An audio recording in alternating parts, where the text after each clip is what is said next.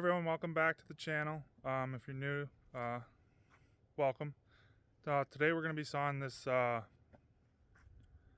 14-foot white pine that the customer brought. I'm custom sawing these, so the customer wants the widest boards as possible, so this log's got a big old taper on this end, right down on the bottom there. And then this end's probably 4 inches different in diameter. A lot of dirt on it. I'm gonna probably have to run the debarker on this log. Usually don't have to, but from this angle here you can see this log has a big butt and it sweeps out. So we're gonna saw this into 1x12s for the customer, 3/16. So we should be able to get about 15 to 20 1x12s out of this log, hopefully a little more, but probably 15-12 inches, and then 8 or 9 boards that are probably 1x10s. So I welcome everybody back to the channel. If you're new, I hope you enjoy the sawmill content, and if you're a returning subscriber, I hope you guys keep enjoying my videos. If there's something that you want to see me do or saw, just let me know in the comment section below. I can make a video on it or show you how I do stuff. So just let me know if there's anything you want to see or anything you're interested about. So this log here is 22 inches on the small end here, closest to this end of the mill. The far end is about 26 inches in diameter with a sweep and a butt swell at the last 1.5 to 2 feet of the log. So this log was brought to me by a customer after sitting about 1.5 years. So the bark falls off, like that slab I just shoved off, all that bark fell off. Right here I am just cutting the board that I can still saw a board out of, and then the other piece is going onto the slab wood pile, and the small chunks I just throw into the fire pit right away, get rid of them, get them out of the way. I do not have enough people right now to have a hopper or a bin to set aside and people take and burn it in their wood stove. So, but typically all the slab wood and anything that I cut off the mill usually leaves within a week of me sawing it, so I don't typically worry about banding or stockpiling lumber. So right here on this log we had a shatter crack. This is from felling the tree. This isn't a seam that was naturally in the tree. So when they were cutting the tree down, they left too much hinge wood, or they didn't trim the log accordingly off the stump, and that pulled the fibers up into the tree. And since it's been sitting 1.5 years, you can really see where that crack is. Normally you wouldn't even see that crack if the tree was fresh cut, because the grain itself doesn't stick out. So here we turn the log.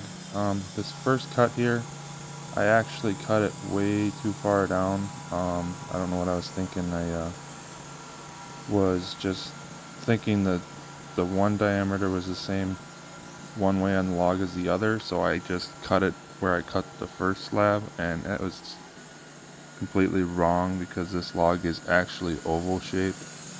So if you don't pull the slab or budge the slab, you can go back and cut up higher without the slab moving. So I went up just now and I'm cutting up above where I had already made a cut. Since this wood is long enough and big enough, those slabs hold themselves down with the fibers on the boards. As long as you don't move the log, you can recut and it's not too big of a mistake. So that's just a little tidbit, just in case you take too big of a cut and you think you want to take off another cut. You can typically resaw it right where it sits, as long as that board doesn't move. So like what I like to do is when I'm cutting it and I know I'm going to recut it, I'll hold that slab in place so it doesn't shift, because once it shifts, that board can't be recut up on the log. So with the taper and the sweep in this log, I'm not going to get as many 1x12s as I thought I was going to get. The log itself has a decent amount of rot in the outer jacket lumber too, so there's going to be probably 7 1x8s, and there's going to be probably 3 1x10 with this log, and there is a total of 13 1x12s in this log. It doesn't really matter what it yields, it's just when you're cutting for the customer, you try to yield as much as possible, just to make bringing the logs to you worth it. So we do our best we can with the logs we are given, and not knowing if I can cut them shorter, because sometimes if you cut the log shorter, you can yield more lumber. So when a customer brings you a full length log, they typically want the full thing sawed. So since we're trying to yield the widest boards as possible, I have this cant at 1x12s, or 12 inches wide right now, to cut the 1x12s. So all we do now is we just cut down the cant. Pretty easy sawing. I don't like sawing it this way all the time because there you can get some more clear boards by cutting out the sides. So cut down 3 cuts, turn the log, cut a couple more cuts out. But if you're trying to yield the widest boards as possible, you just got to deal with the knots in it and get the customer what he wants. It's not like he's trying to saw for grade on these logs. He's just trying to get these logs sawed up so they don't go to complete waste. He's trying to utilize what he has and get the most out of it as possible. This log really isn't that bad. Some of the other logs I sawed up, if they're sapwood or younger wood, the beetles typically can get in them a lot sooner, and then you have a lot more defect in the boards. Like this log itself actually didn't have any wormwood holes that I noticed, but the younger sapwood farther up in the tree has thinner bark, so the bugs lay their eggs in it a lot easier, and those logs typically only last 4 months on the ground without getting wormwood holes in them. But after that, the larvae grows, and they can quickly chew caverns and tunnels through those boards. So I recommend with white pine to get that sawed within 4 to 5 months of it being cut at the minimum.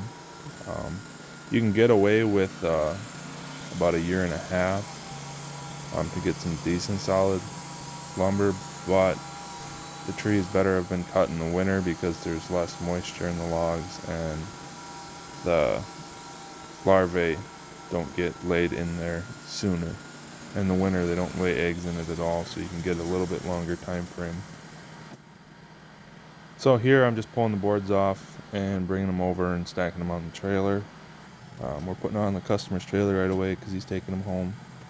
So I'm flipping this cant 180 degrees because once you start cutting towards the center, if you don't flip the log, the boards will start to pull downward or upward depending on which way the grain pattern is pulling, and then you'll get some boards with one end either 1/8 or 1/4 inch thicker than the other end of the board, and then you'll have one board at the very end that has a thin spot in it. So it's best just to flip the cant 180 degrees after you cut it halfway down.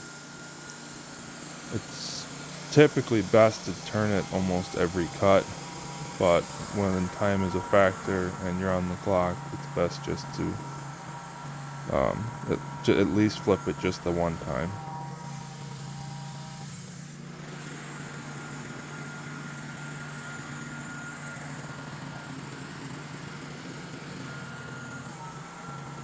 Well, that's a wrap for that log. I'll show you what I've been doing the rest of the afternoon quickly here.